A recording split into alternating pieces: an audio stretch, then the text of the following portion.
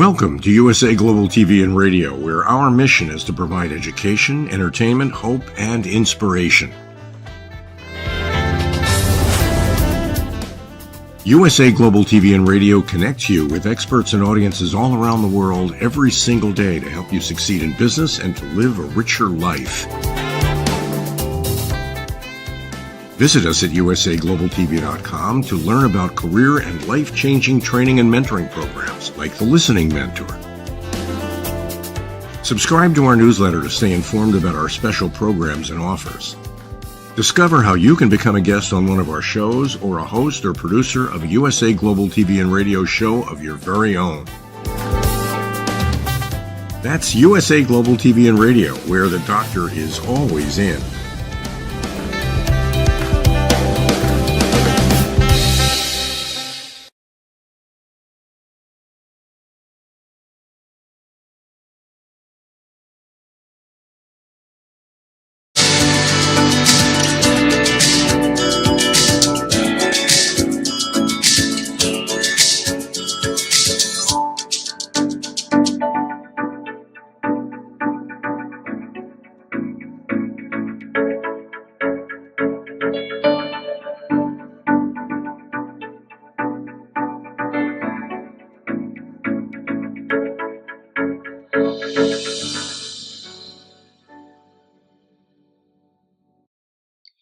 Hello, beautiful soul family, and welcome to Weekly Wisdom and Insights, your home for spiritually guided transformation and empowerment.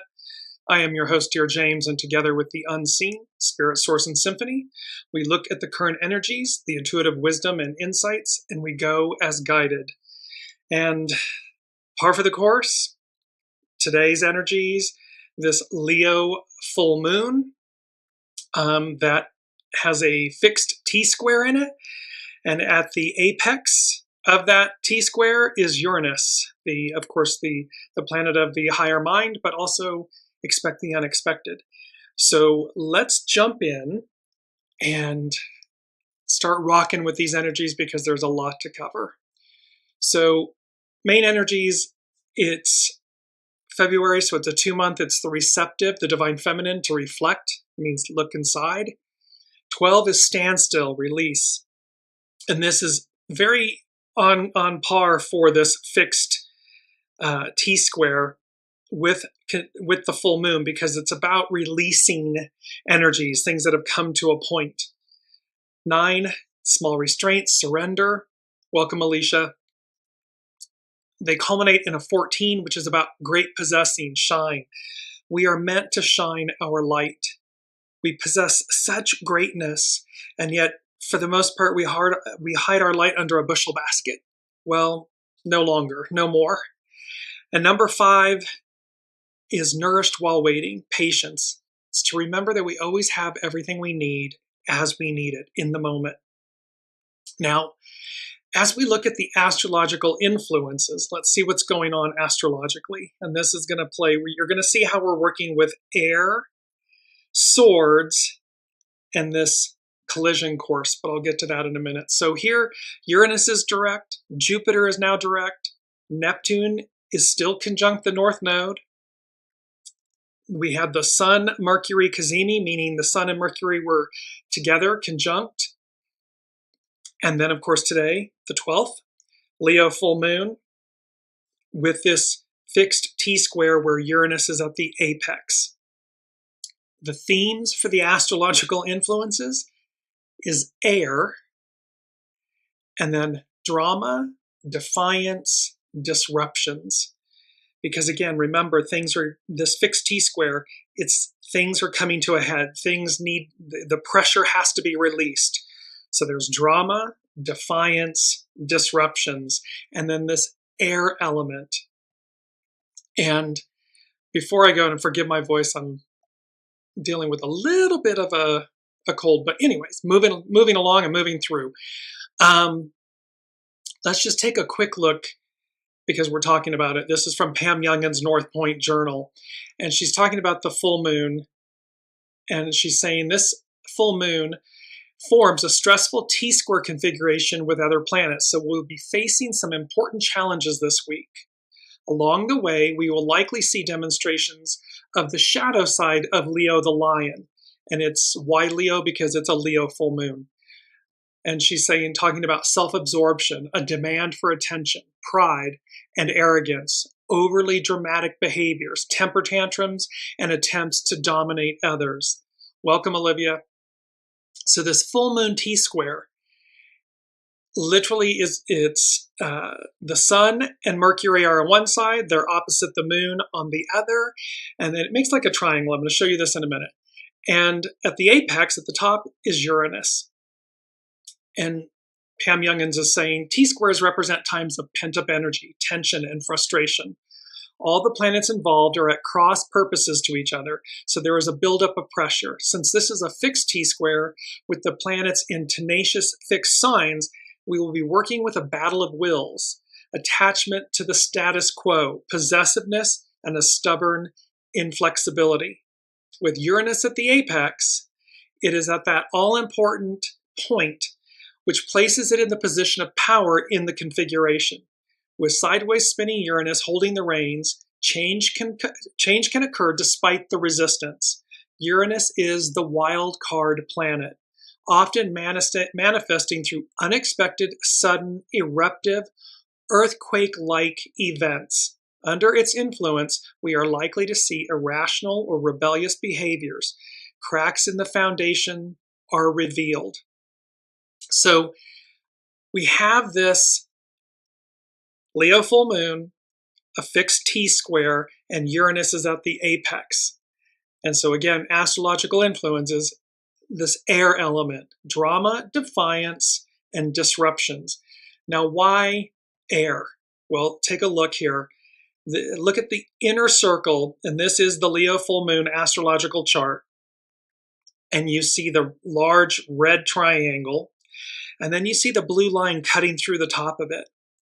That is the alchemical symbol for air. And you see that the tip, the point of the triangle, is pointing right at Uranus. And so that instantly said to me, air. Air, the element of air, is playing a role. And so before we get to our main theme, I want to go to the air element, just so we're going to set the stage. So remember, air, swords, collision course. So this is from Bernadette King on buildingbeautifulsouls.com. Air represents new life, power of the mind, and communication. And this is one of our first quotes by John F. Kennedy. We all breathe the same air. One could say we all bleed the same blood, but this is we all breathe the same air. And the element of air is a powerful teacher and divination tool. In Western esoteric and New Age traditions, the entirety of the world's energy has 5 associated elements, namely earth, air, fire, water, and spirit, known as ether. Each of these elements has specific vibrations and characteristics. The air element corresponds to the eastern part of creation. It symbolizes in that eastern part of creation. It's going to be important coming up with collision course. It symbolizes a vast network of vital breath, from the winds that brought the universe into being to the first cry of a newborn baby or first breath of life, known as Om. Where earth is fixed, air is most definitely fluid, movable. It's also connected to the mind, wisdom, spirits, and the soul.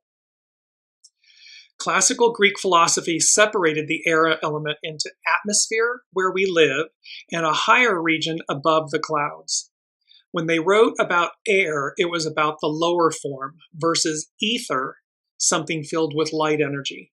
In sacred geometry, the symbol for air is the octahedron, cementing the air element between fire and water alchemically. And we've been talking about air over water for a few shows now. This means that air energy can work with fire or water, and it can also become an intermediary or bridge between the two. In Hindu writings, the word for wind is Veda, which means to blow. There is also a second word, prana, that symbolizes the breath of life. Prana is the Father God, and his breath is one of the 5 sacred elements in this religious tradition. The element of air is an excellent representation of spiritual faith. Air reminds us that there is much more to this world than what we can see and teaches us that we must grow and change as the world does likewise. Air, and more specifically the wind, appears in a variety of divination systems. From observing how the winds move the clouds or trees to holding a handful of dirt to the breeze and seeing what pattern it forms, air carries a message. So this Leo full moon, this fixed T-square with the apex at Uranus, air carries a message. It's going to carry a very powerful, disruptive, in-your-face message or messages. The Chinese, Greeks, and Romans all listened to the wind and paid attention to what direction it comes. Winds arriving from the south and east portend good things. Sudden alteration in wind direction likewise predicts transformation or change, not all of which is good. The voice of the wind matters. It is gentle. Is it gentle or angry? Native Americans and Aborigines use wind divination as a means of receiving messages from the divine. In the tarot, the wind element is represented by the suit swords. And let me just bring this up really quickly. Swords. And so in the center, we have the Ace of Swords. On the left is the King of Swords. On the right is the Queen of Swords. So here in tarot, the element that represents air is swords. As a mantra, the swords suit says, divide and organize, or divine and inspire. Swords, like the air element, often symbolize an epiphany, the proverbial aha, of our mental processes. The suit of swords is all about clearing out clutter, leaving the path ahead clear. The counsel of the sword is that our opinions and thoughts, particularly when they manifest in word or deed, may bear two edges. So swords are about clarity, truth, cutting through the minutia, the illusion. And so here we have this air element we have that's associated with this Leo full moon. And then swords. And when I was looking at the astrological chart for the Leo moon, I'm just bringing it up again really quickly, and I saw and immediately this air kept coming back. And then, of course, and that's when I heard collision course. And so I sat with it. I knew exactly what they meant, the unseen, but I was like, okay, collision course. But before we get to that, here's collision course, a vast demonstration of choice. This is our main theme. And so skunk medicine, and I loved that. I giggled with skunk medicine, but it's collision course, a vast demonstration of choice. And then it was almost like of choices made. So it's both in the present and the past tense. So in essence, what are the choices we're making in the moment, in the present moment? And what is that culmination of all the choices we've made to this point, individually, collectively? So collision course, a vast demonstration of choices made, skunk medicine. And collision, a course or path that, if unchanged, will lead to a collision with another object. Going in a direction that will lead to a collision with another moving object, person, event, or tragedy. And then demonstration, because there was an emphasis on the word a vast demonstration. So it's about collision, this collision course, and a vast demonstration. An occasion when a group of people march or stand together to show that they disagree with or support something or someone. The action or process of showing the existence or truth of something by giving proof or evidence. So this can be both protest, demonstration, but it can also be the process of showing that something exists, truth. There's air, swords, clarity, Uranus, expect the unexpected. And so we have this aspect where these are this confluence of events and elements that are coming together. And I just want to go quickly to our mantra. Our mantra is, I am the light I seek. So as we're looking at a big energy moment here that's going to arc out, again, it's got a 6-month window. So is it most intense at the time of the lunation, the full moon today? Yes. However, the energies will arc out. But our mantra is, I am the light I seek. Air, swords, air representing listening to the divine, messages from the divine, from the unseen, swords, clarity, cutting through. And we had that, remember, this was our divine intervention, the age of Aquarius, clarity, resistance, and renewal. It was back on the 29th of January. So you can see how the unseen is threading these themes together for us as an ongoing, continuing journey. Well, let's get to the meat of the story. Let's get to the actual collision course. And this, because when that came, this collision course, a vast demonstration of choice. And then I had this awareness that it had to do with Master Jesus. And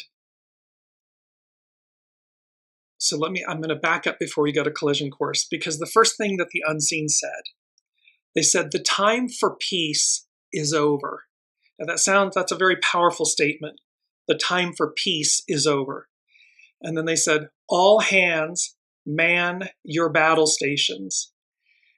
And then I remembered hearing this about Master Jesus didn't come for peace. He came with the sword.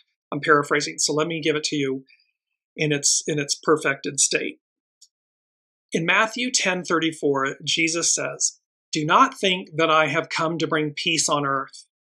I have not come to bring peace, but a sword. Sword, air, this Leo full moon, Leo, the house of Judah, Master Jesus, the lion.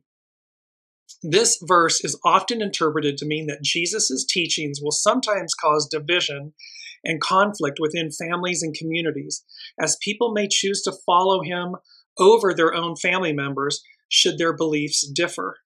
Some scholars also see the sword as a metaphor for the spiritual battle against evil forces that Jesus came to confront. Context is key. While this verse seems violent, it's crucial to understand the broader context of Jesus' teachings, which emphasize love, forgiveness, and nonviolence. The sword is not meant to be a literal weapon, but a symbol of the disruptive power of Jesus' message. He was speaking truth to power, to the religious power, those in power, to the Roman Empire power, and he came with a very simple, pure message. Love. Go direct to the Father. We don't need intermediaries. Certainly not if they are, in essence, corrupt.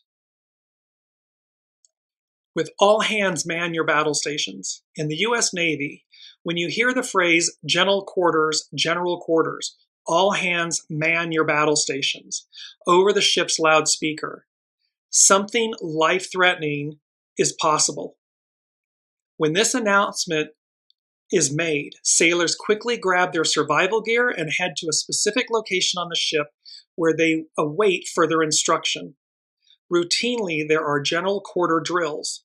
However, sometimes a catastrophic problem has to be managed or the ship is at risk of going down.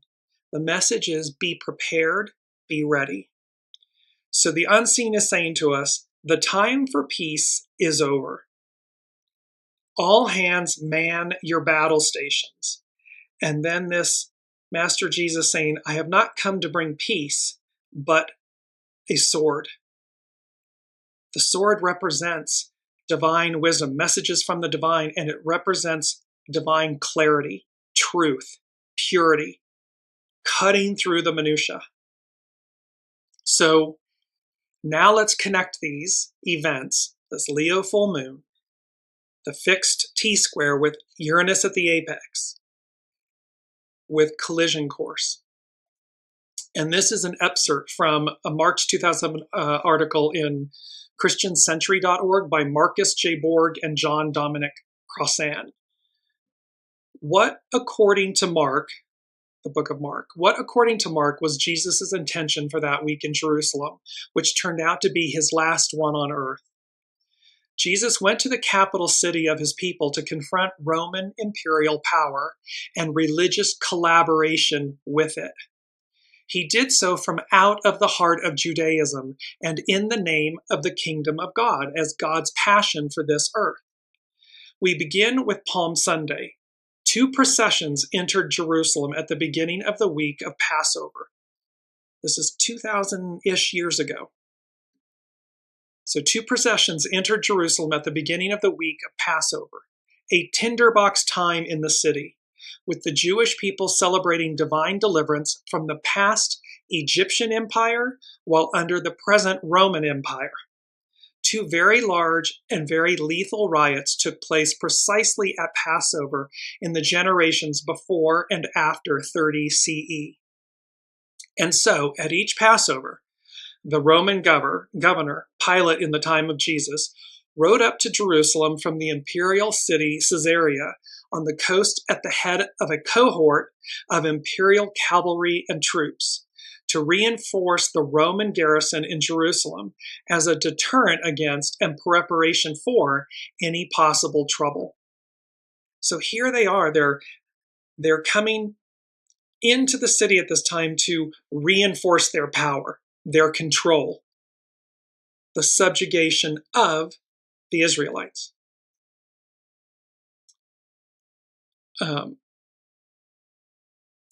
Pilate's procession, arriving from the west, symbolized and actualized Roman imperial power.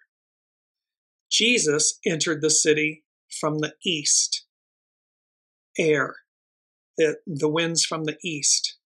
So Jesus entered the city from the east in another procession, a counter procession.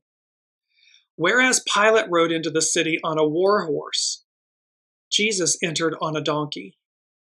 Mark makes it clear, the book of Mark makes it clear that Jesus planned it in advance. He tells the disciples to go into a village to get a donkey and says, quote, "If anyone says to you, 'Why are you doing this?' just say this, 'The Lord needs it and will send it back here immediately.'" Implicitly in Mark 11:1-11 and explicitly in Matthew 21:4-5, the symbolism makes use of Zechariah 9:9-10, which speaks of a king of peace on a donkey who will banish the war horse and battle bow from the land. The contrast is clear. Jesus versus Pilate. The nonviolence of the kingdom of God versus the violence of empire. 2 arrivals, 2 entrances, 2 processions. And our Christian Lent is about repentance for being in the wrong one and preparation to abandon it for its alternative. It's about which side of history are you standing on? And we've been talking about this for so long in Weekly Wisdom and Insights. You know, all the way back to the Great American Eclipse, we're drawing a line in the sand. You're being seen. You're being counted. What's at your center? And here it is about that Lent is about repentance for Christians and so forth. For Lent, Catholicism, it's about repentance for being in the wrong one, in the wrong procession, and preparation to abandon it for its alternative. So it's literally the unseen God versus empire.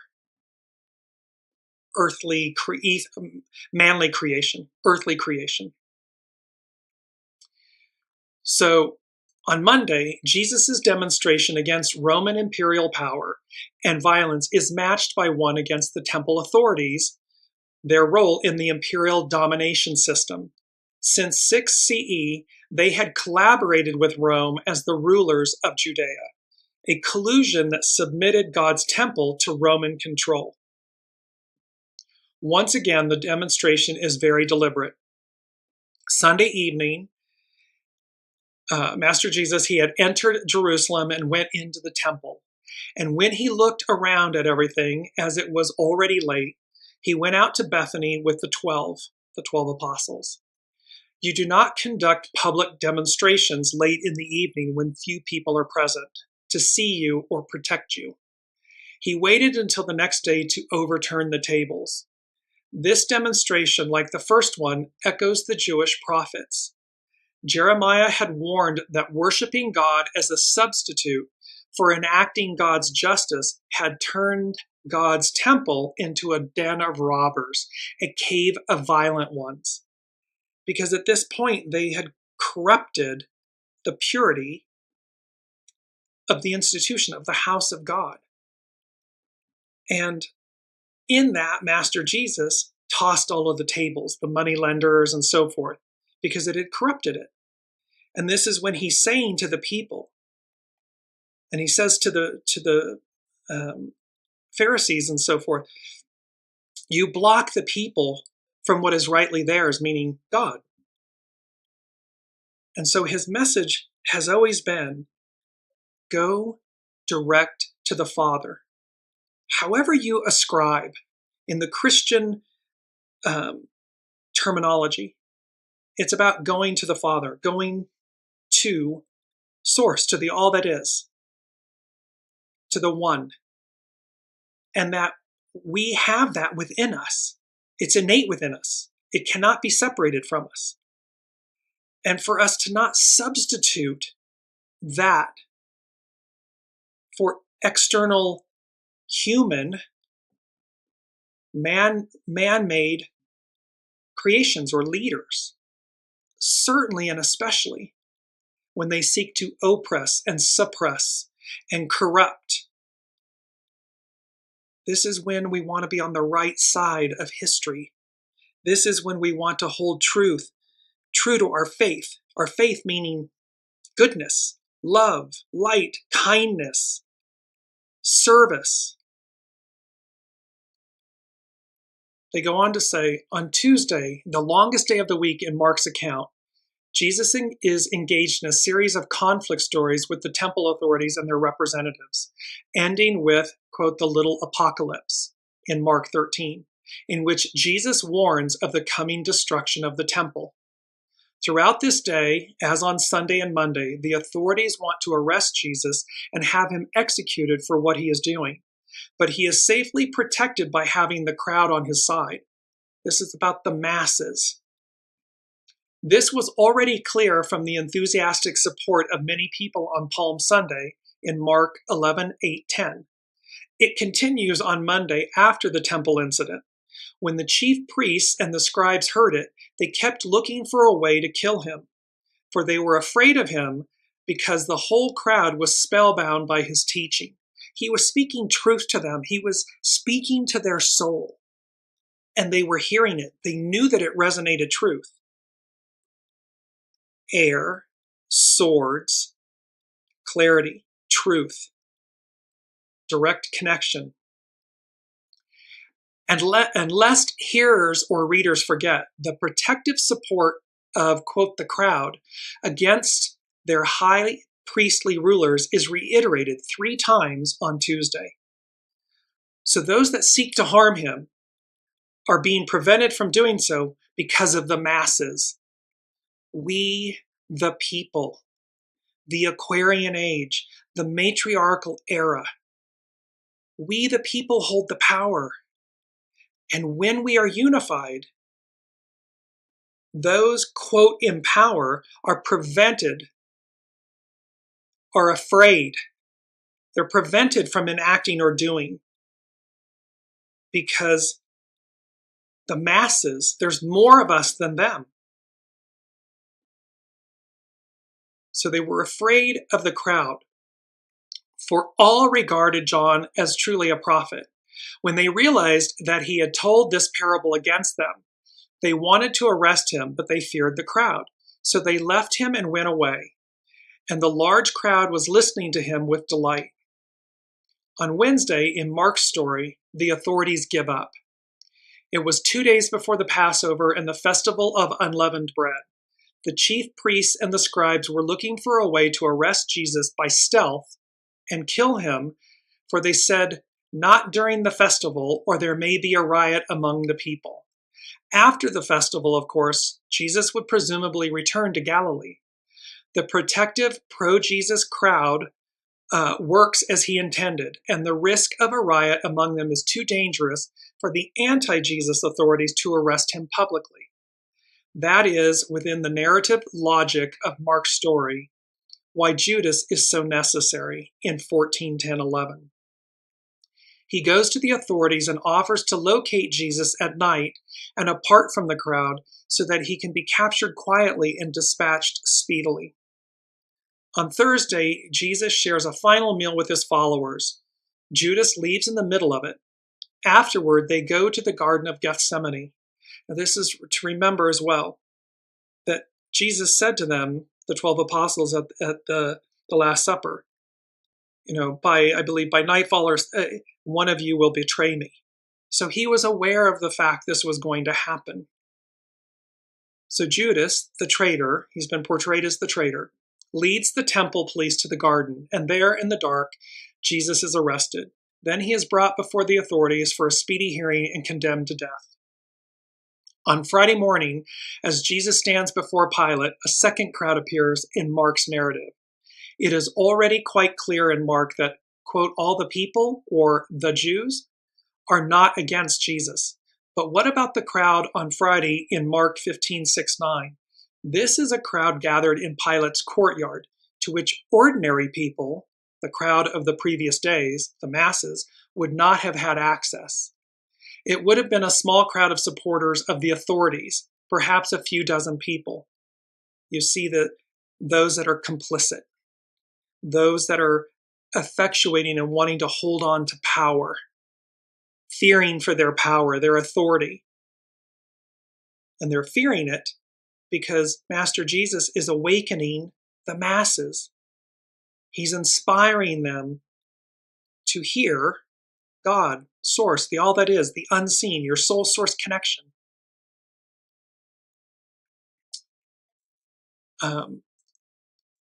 This is the crowd that calls for Jesus' crucifixion, the smaller crowd, not the crowds who had heard Jesus gladly earlier in the week. How does Mark's story end? Jesus is put to death by imperial power. Jesus is raised from death by divine power. The authorities said no to Jesus and his passion for the kingdom of God and killed him. But death was not the end. God vindicated Jesus and thus said no to the powers that killed him. God, therefore, is on a collision course with empire, as always and ever throughout the biblical tradition. 2,000 plus years later, we are at the end of the patriarchal Piscean era. We are at the beginning, the entrance to the Aquarian matriarchal era. And it's as true today as it was 2,000 years ago at the time of Master Jesus. God, therefore, is on a collision course with empire. Do we do what's right? Do we do what we know to be true and correct, good? Love thy neighbor as thyself. Love thy God above all other. Be a good human. Collaborate with others. Cooperate. And there's so much where I already hear this, oh, that's so idealistic and that's so happy hooey and all of this stuff. All because why? Choosing the lesser path, the path of evil, is easier. And yet it goes against who we are. It is our least angel, not our greatest angel. So they conclude this with, we ponder all of this very deeply during Lent, when liberals sadly and conservatives gladly proclaim our America not only as an empire, but as the new Roman Empire. And we also meditate about this. The Jewish historian Josephus's Jewish Antiquities summarizes the execution of Jesus by saying, quote, Pilate, upon hearing him accused by men of the highest standing amongst him, the Pharisees, the temple priests, had condemned him to be crucified. But Mark adds something else. In his account, it took a Roman governor named Pilate, an aristocratic high priest named Caiaphas, and a Christian traitor named Judas to effect Jesus' execution. There are many examples throughout history where it was not one person. It was all of those that supported that collaborated in darkness, evil. It was not just one. The moral of all of this, which is part of this article, is whoever wants to be first must be last of all and servant of all. So also, whoever wishes to become great among you must be your servant, and whoever wishes to be first among you must be slave of all. That is also how Paul understood dying and rising with Jesus to live as a new creation within this aging world. See, it's about love and humility and service.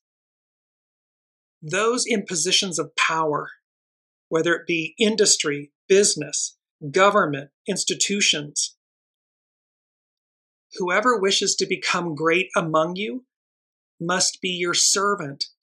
They must serve the people. And whoever wishes to be first among you must be slave to all. Whoever wants to be first must be last of all and servant of all. It's noblesse oblige. The royalty had an obligation to their constituents. Welcome, Kiki. And so this message has not changed. The humility demonstrated by Master Jesus 2,000 years ago, and the arrogance of the empire and the institutions that there's a word I'm looking for. It's the negative word, but in this collaboration.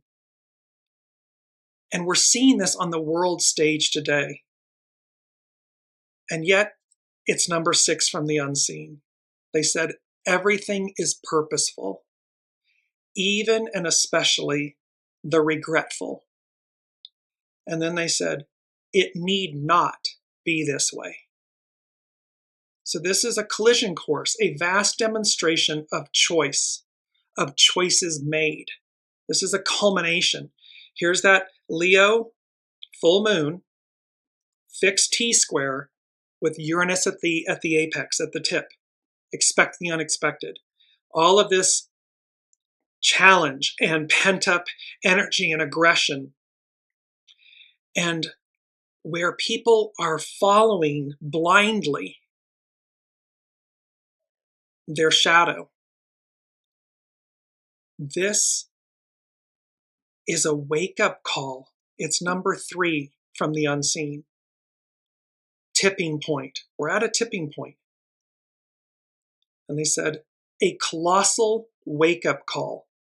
And colossal, extremely large. It's magnified, it's amplified, it's in your face, because we're at a tipping point.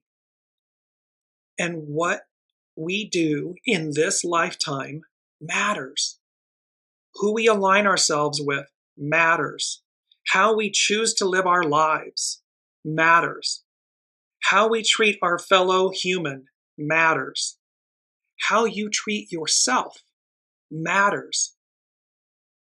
So, should you see or find yourself in that beautiful line about God against the empire, that this was the challenge, this was what was happening.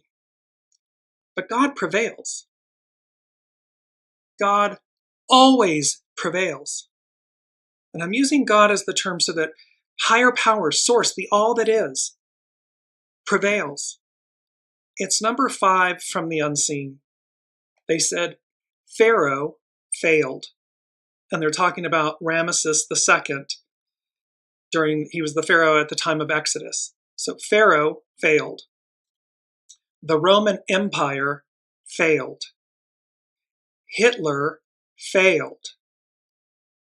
The British Empire, in terms of America and India and so forth, failed. It became a commonwealth.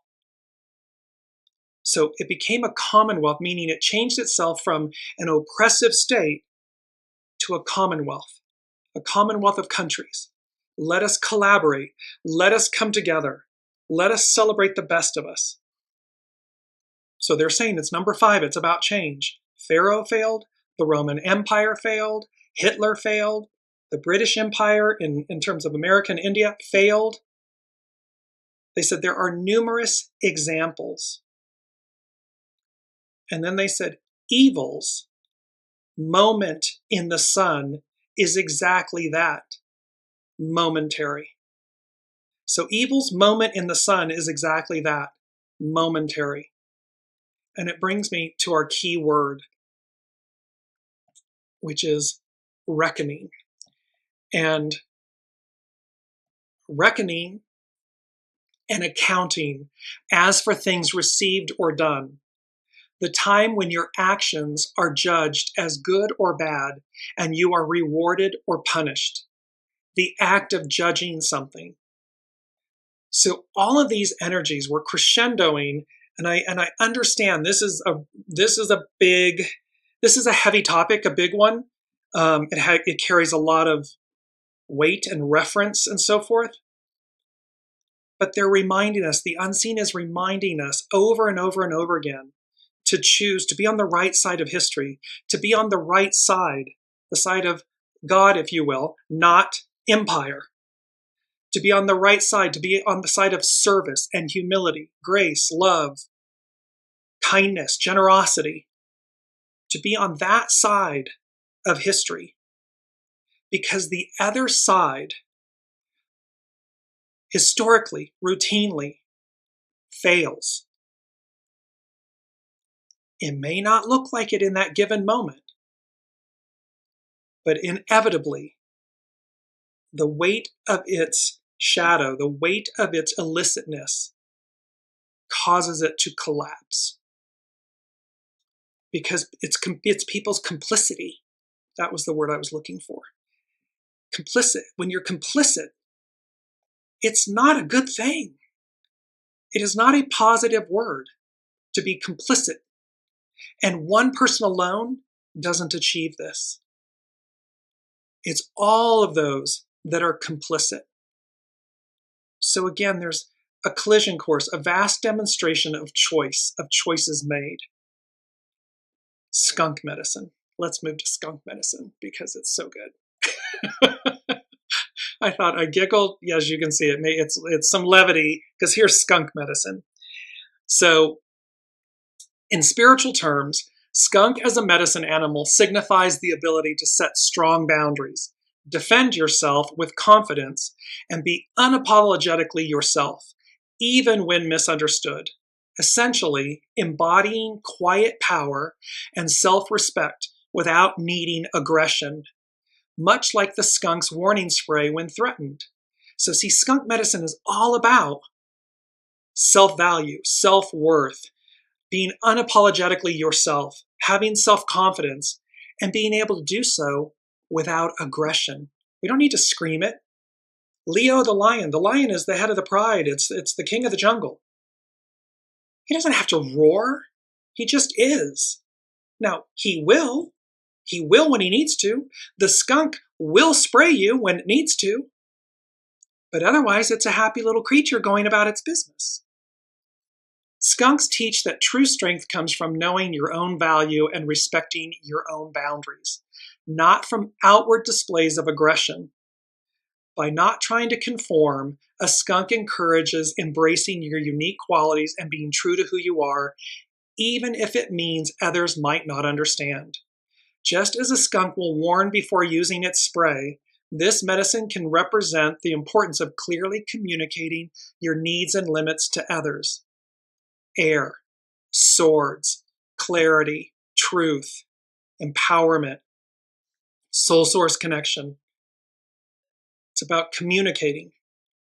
The skunk's spray is a powerful defense mechanism, mirroring the ability to stand up for yourself and protect your space when necessary.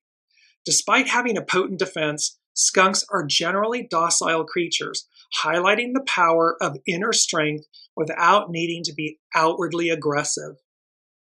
See, it just is. I am. It just is. We are innately divine and powerful and empowered. All we need to do is be clear, state our truth, and do so in a way and that's respectful.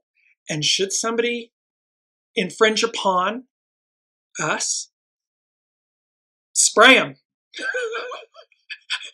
That's just as simple as it gets. Yes, Little Skunk has teachings to share with us as a Native American totem. This medicine or lesson to be learned from this little creature is reputation and respect. It is a message with a great deal of power. Now this continues and it comes from nativeamericantotems.com. Skunk is unlike other predatory animals in that it does not threaten your life, but your senses. If you were to observe skunk in the wild, you would notice it has a playfulness about it, with an attitude of, I dare you. This little creature commands that you respect its space by the sheer reputation of what it can do. It's silent empowerment. It's silent self-confidence. It just exudes it. People can see. And when they deign to cross the line, set them straight. I'm going to give you an opportunity. I'm going to be clear with you. And here's my boundaries and so forth. Ah, you're not listening? Spray them. That simple. Skunk feels that you have, I dare you, this little creature commands that you respect its space by its sheer reputation of what it can do. If it feels that you have stepped too far into his or her territory, you will wish that you had not invaded that space. Brother Sister Skunk teaches us that by walking our walk and by respecting ourselves, we can create a position of strength and an honored reputation. The way we carry our bodies relates to the people around us and what we believe about ourselves. When our sense of self is strong, there is no need to bully, torment, aggravate, or overpower the people around us. See, it's the weak parading. It's an illusion. Oh, I'm so powerful. And they're terrified. And they're certainly terrified of the masses. That's why all the bravado and all of the yelling and the screaming and the demeaning and all of this oppression and suppression, because they're terrified. They're weak. But we, the people, when we simply stand in our power, our truth, it speaks volumes. It says everything without saying a word. When our sense of self is strong, there is no need to bully, torment, aggravate, or overpower the people around us. Our self-esteem permeates our body's energy and is recognized by others on an extrasensory level. When we impart who we are without ego, respect follows. Because again, it's not the person, the greatest military person isn't the person that massacres and kills thousands or hundreds of thousands or millions of people. It's the one that doesn't shed a drop of blood and achieves results. There's collaboration, there's cooperation, there's intelligence and ingenuity. There's compromise, there's seeing so that the sacredness of life is not spilled, is not sacrificed. Our self-respect repels those who are not of like mind and attracts those who are walking the same pathway. Skunk uses its odor to attract its own kind and to repel those who choose to invade its space. The medicine or lesson of skunk is to learn how to handle our energy flows. This is about how we handle ourselves and what side of the line are we on, what's at our center, and then hold to it. our body language or reputation is the personal medicine that others observe. The way we use our energy will attract either honor or disgrace. What we believe about ourselves can offer great protection when we walk tall and respect ourselves and others. This is back to Master Jesus. Respect, service, humility, love, kindness, generosity. This message is coming over and over and over again. And in our second quote, failure and success come to test the depth and nature of your sincerity. It's about the depth and the nature of our sincerity. Are we going to walk the walk? Are we going to talk the talk? Are we going to stand up and speak truth to power? Are we going to do what's right and stand up for what's right? This is where Kiki is saying, well, people wake up and see they worship a false god. This is why. When you worship the empire, currency, whether it's the almighty dollar, or the almighty yen, or the almighty franc, or whatever it might be, or the almighty pound, when you worship something, when you don't realize that everything that is man-made has come from source. And when we fail, we talk about original intelligence versus artificial intelligence. People are clueless about original intelligence. Where does all of this creation, all of these advances, all of this amazing technology, all of these things, it comes from original intelligence, source. And yet, we ascribe, no, that's from me, I did it. Or no, they did it. Or no, artificial intelligence is going to be the way. It's going to know. It's artificial. It's in the name. It's not live or Memorex. It's not live. It's artificial. It's secondary. And so again, to Kiki's point, look at how when we worship in her, the false god or the wrong god, look what happens. And then all those that are complicit in it. And they do it all because what do they want? Wealth and control and power. For what? You don't take it with you. We talked about that in the last show. But what you do take with you is all of those actions, all of those thoughts, all of those words, all of those deeds. All of that is your karma, which becomes dharma. So stop and think about it. Yes, Olivia's saying at least they named AI correctly, yet they don't even see it because, again, here's this construct of somehow, the wealthiest people do you think you did this? You alone, you amassed this. Of course you didn't. That's a fallacy. It's an illusion. And here's Collision Course, a vast demonstration of choices made in skunk medicine, telling us we're at a tipping point, a colossal wake-up call. Because the time for peace is over. All hands man your battle stations. Because Master Jesus said, I have not come to bring peace, but a sword. He came to bring clarity, truth, reality, realization, a wake-up call to the people. Wake up. Go direct. And anyone that's in alignment with that, any institution, organization, religion that is in alignment with that, by all means, rejoice, celebrate, participate. However, if it's oppression, suppression, keeping you marginalized, keeping you down, keeping you restricted, blocking you, preventing you, it's not the right side of history to be on. That's empire, not God. So let's conclude with Astrology by Lauren. And actually I'm gonna do this, and then there's a couple Sabian symbols because you can't make them up if you tried.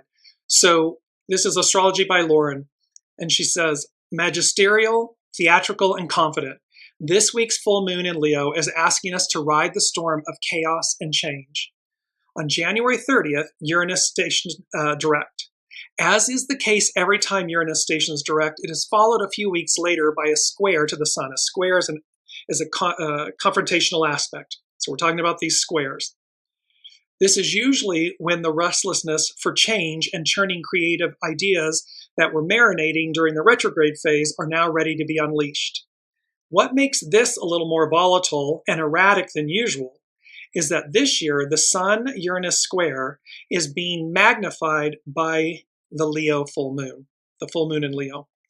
As a result, there's no telling what can emerge within the ambit of the full moon that follows. It's today on this Wednesday. Since last August with the full moon in Aquarius, we have had a series of full moons tied in with unpredictable Uranus. Uranus is all about change. Uranus is all about advance. It is about moving us forward. And so the most volatile of these were and are the fixed sign full moon in Aquarius on August 19th, that was of 2024, the full moon in Taurus, November 15th of 2024, this week's full moon in Leo, and the upcoming full moon in Scorpio on May 12th, 2025. Full moons are often about culminations, revelations, seeing the consequences of actions made in the past, a vast demonstration of choices made in the past. So the unseen is giving us this awareness that it's about the choices we make, a vast demonstration of choice. What are we choosing? But also of choices made, the past. And here, Astrology by Lauren is talking about how these full moons are often about culminations, revelations, seeing the consequences of actions made in the past, actions, choices made in the past, and the final end of a matter. A close square to Uranus with this week's full moon can trigger conflict and be a catalyst for sudden life events and changes. She says, however, do not be alarmed. These Uranian lunations can also bring some much overdue and often welcome changes, even amid chaotic change. Change by its nature is divine and neutral. It's just how we experience it or how we perceive it, that we judge it positive or negative. But ultimately it's divine and neutral. What is so vexing with Uranus hard aspects are their unpredictability and unexpected outcomes. So with this, it's Uranus, expect the unexpected. And so this fixed T-square is going to release tension. Uranus abhors stagnation. If we are totally resonating with the whole Uranian vibe, then we will be the ones pushing for change, raising the fields and seeding chaos in our wake. But if we are the types to languish in the comfort and predictability of the status quo, and we happen to get tagged by Uranus, that's that cosmic 2x4, that slam, it can leave an indelible mark. You'll only do it once. You'll only not listen once. Because when it knocks you down and rolls you up and spits you out, it's not pretty and it's not fun. And the entire time, you would have known to do something or not to do something, and you just didn't listen. You failed to do either of which of the two. So it leaves an indelible mark. This can feel like we have just been thrust out of the safety of our nest. We lost that job that seemed so secure. The landlord tosses us out the door. All our dreaded secrets are exposed. Yet what can be most surprising with Uranus is that even what may feel like catastrophic changes and events when Uranus comes to call can also open us up to new opportunities that we would not have previously considered. See, this is where the fear is. The patriarchal Piscean era, the rule, they're terrified. They have been in control for 2,000 plus years. And in essence, heaven forbid that a woman, a minority, a LGBTQ person, something other than themselves would have a seat at the table, would be their equal. That means I'm giving up power. That means I'm not in charge. That means I'm not dictating. but this is the end. This number 4 from the unseen, and it's number 4, it's foundational. They said, you've reached the end, ...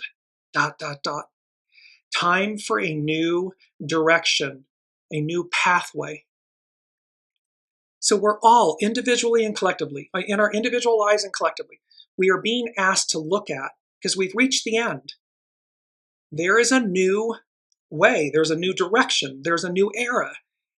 And thus, if you're cleaving to the old, cleaving to a relationship, cleaving to, a job, cleaving to a way of life, a title, a label, an identity, if you're cleaving to it, Pharaoh failed, the Roman Empire failed, Hitler failed. There are numerous examples. This too will fail, this clinging to the old. It's going to fail, it will collapse. Why? Because it goes against God. It goes against the arc of destiny. It goes against what's before us. It's just that plain and simple. So this is a wake-up call for us to be individually and collectively, come to our truth. Are we going to walk the walk, talk the talk? Are we going to embrace the new? Because again, it's about new opportunities. Uranus brings new opportunities that we may have not previously considered. Astrology by Lauren, she concludes, and so these full moons can also be catalysts from which great movements can emerge. Positively, Uranus weather brings us the willingness to take chances, to try new things and experiment with innovative ideas. Even if we don't personally go out to seek the things of Uranus, excitement, the freedom to embark on a new path, opportunities for creative expression and greater authenticity, it finds us. See, even if we don't go looking for it, it's going to find us. It's going to come. And again, you'll know, you'll hear it. You'll know to do something or not do something. And it's just to simply walk the walk, talk the talk, use skunk medicine, butterfly medicine. We've had a lot of these beautiful animal medicines, these animal medicine totems. They are so powerful. Illuminating and inspiring, even unwelcome changes under the aegis of Uranus can bring a flash of sudden clarity and renewed motivation to make a new start. It's swords, it's air. It's clarity, it's truth, it's cutting through the illusions. Our emotions rise to the surface at the full moon. That is today, the 12th of February, 2025. So, although this moon could be very illuminating, it can be subject to impulsive actions and volatility. Therefore, wait until after the full moon to make any major decisions or have those important discussions. Uranian moons can bring out new information, and you will want to process all that before leaping in or jumping to conclusions. So in essence, sit with it. You're going to have the awareness, the knowings, or you've been knowing what to do. Allow it to sit there and then be ready to execute, ready to take action, or inaction as it may be, in the days following the full moon. Full moons are usually strongest as we approach them. Therefore, wait until after the full moon on Wednesday, the 12th of February, to make those major decisions. Start anything new or go in a new direction. So it's about waiting to make these changes and it happens. And then she concludes with this, the full moons of August 19th, 2024, November 15th, 2024, February 12th, 2025, and upcoming May 12th, 2025. With this series of Uranian full moons, rules are being broken or ignored. Plans are being disrupted. Sudden events change the landscape, and the status quo is becoming upended. However, there can also be opportunities to take a step forward even amid all the chaos. Our evolutionary growth as a humanity is riddled with growing pains right now, but which can also accompany extraordinary opportunities for growth and change. We are waking up. Wherever we see the signs, Taurus, Leo, Scorpio, or Aquarius in your natal charts, you're going to receive a jolt.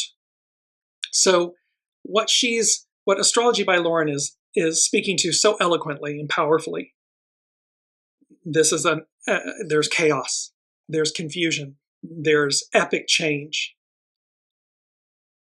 And to the unseen's point, everything is purposeful, even and especially the regretful, meaning there's a lot of things happening around the world that are incredibly regretful. It need not be this way. However, in the dismantling, in trying to dismantle governments and institutions and this way of life, because it's from an illicit manner, it's from a shadow aspect, it's from trying to retain patriarchal power. That will be, the weight of that will be its own undoing. Because the people, the masses, 8 billion souls on the planet, the vast majority, all but the vast majority, are hardwired to proceed, to go before them, to see what's new, to keep co-creating anew. And as Astrology by Lauren said, Uranus abhors stagnation. Well, trying to go backwards, trying to stop time, that's stagnation. And Uranus abhors it. And it's the higher mind.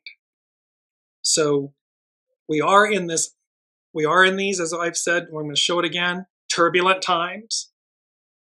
There's a lot of tower moments. Be proactive, be on the positive aspect and the positive side of any tower moment you may experience.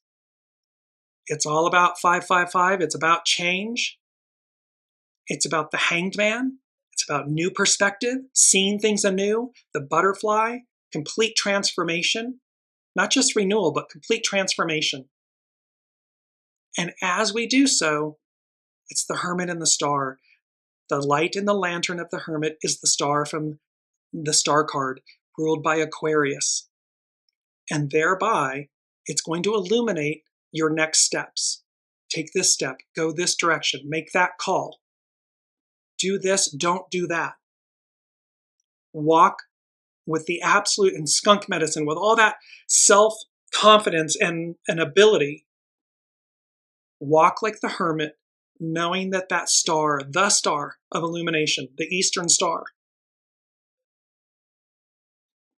is the one that's guiding you forward, so that you're taking the steps and that you're on the right side of history, of time.